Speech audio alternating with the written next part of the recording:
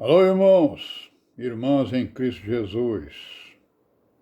Paz, graça e misericórdia seja com todos nós, né? Nesse dia.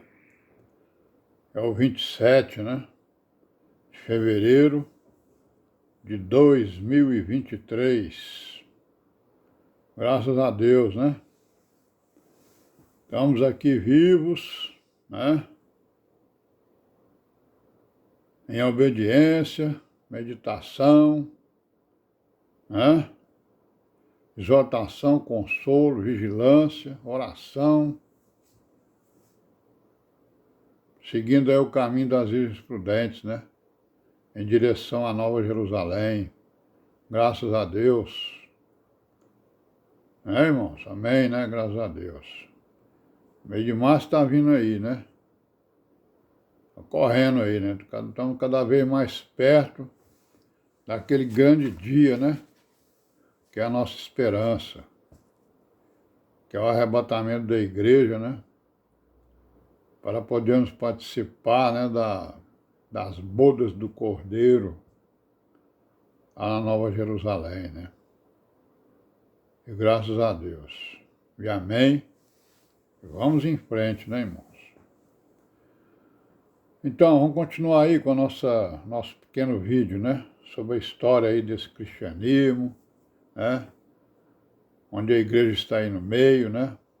Sabemos, né? Os remanescentes, que são aqueles que dão testemunho, né?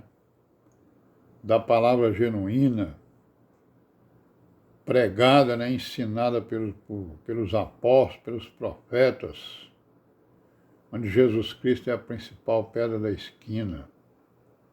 E confirmados por Jesus, né, os ensinamentos deles, né? Todos confirmados, né? E eles, e nós, e a igreja, como testemunha, né, desses ensinamentos, né, da morte e da ressurreição do Senhor Jesus, da igreja, né, da palavra, da doutrina e das promessas, né, que o Altíssimo fez para aqueles que o honrarem e honrarem o seu Filho Jesus Cristo. E é o que nós estamos procurando fazer, né? Graças a Deus. Então, irmão, nós estamos falando aqui do cristianismo na América Latina, né?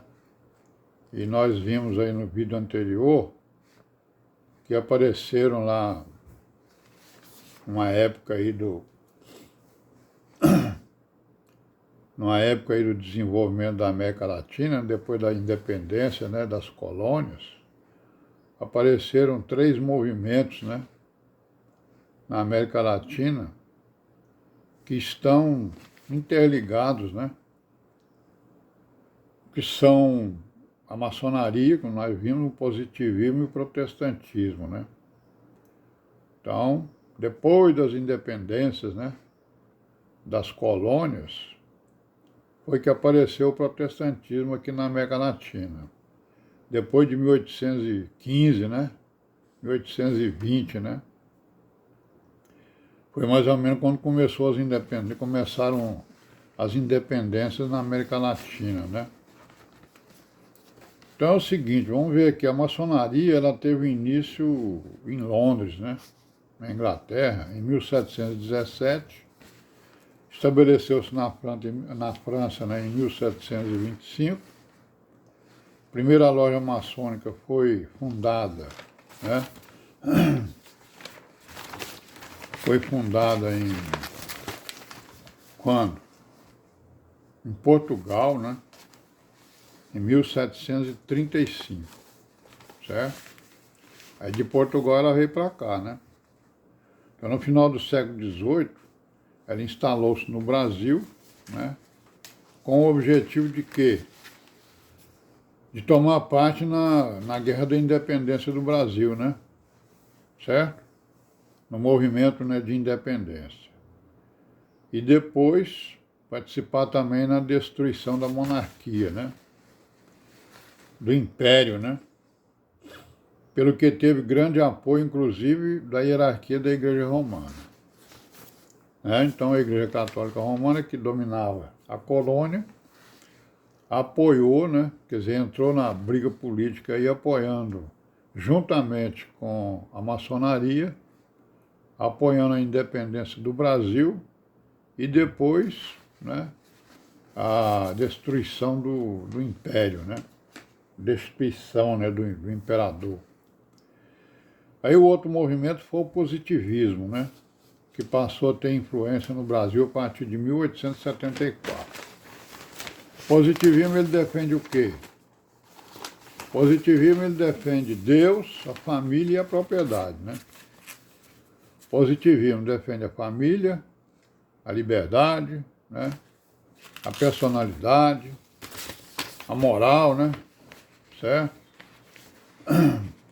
Deus, a pátria, né, família. E ele tornou-se também no mesmo, ele se tornou também um partido político, né? O positivismo, ele dominou, né, boa parte da vida política do país e domina, né, ainda alguma coisa, certo? Com o apoio dos militares e das elites daquela época e até hoje também, né? Certo? E eles foram quem proclamaram a República, né, digamos assim, né? Eles foi quem acabaram aí com o Império, né? Então isso é importante a gente saber desse movimento, que nós vamos ver lá na frente algumas coisas sobre isso. Aí o outro movimento é o do protestantismo, né? Porque veio a independência das colônias e agora quem mandava era a Inglaterra, né?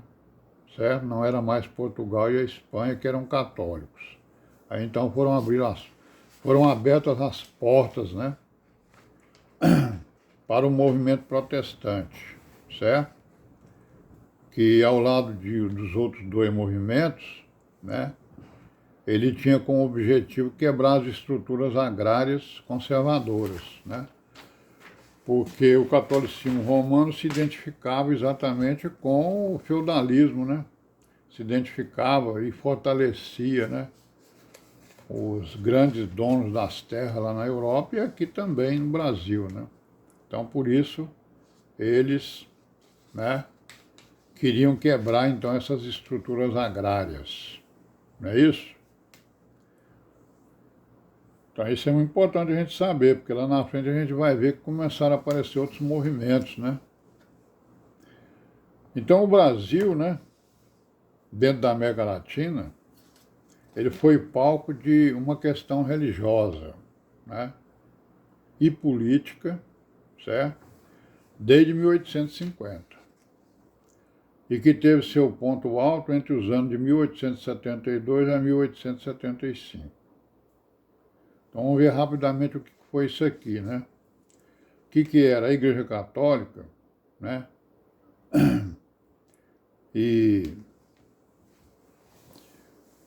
E a corte do Império, né? Então o que aconteceu? Essa questão foi entre a Igreja Católica e a corte do Império, né? Nós sabemos que aqui no Brasil quem mandava era o imperador, né? Tinha um regime imperial aqui. Então houve uma questão entre a Igreja Católica e a corte do Império, né? Porque, vamos ver por quê, né? Que a Igreja Católica, ela desistiu, digamos assim, de apoiar o Império. Então o que aconteceu? Uma disputa entre a Igreja Romana e o Estado brasileiro, né? Os envolvidos, católicos e o Estado, eram apoiados por vários grupos, né? Então teve um grupo aí que apoiou um e apoiou o outro, vários grupos sociais. Como, por exemplo, os positivistas, né? Os maçons, os proprietários de terra, os protestantes, os militares, né? É isso? Então eles se organizaram para apoiar uns e outros, certo? Houve uma divisão, né, digamos assim, das forças políticas, né, que, digamos assim, conservavam o império e que agora estavam se desagregando, né? Nós sabemos que dessa dessa disputa foi acabado o Império e foi implantada a República aqui no Brasil. Mas nós vamos parar por aqui hoje, amanhã a gente continua, se Deus quiser, a paz seja com todos nós. Amém.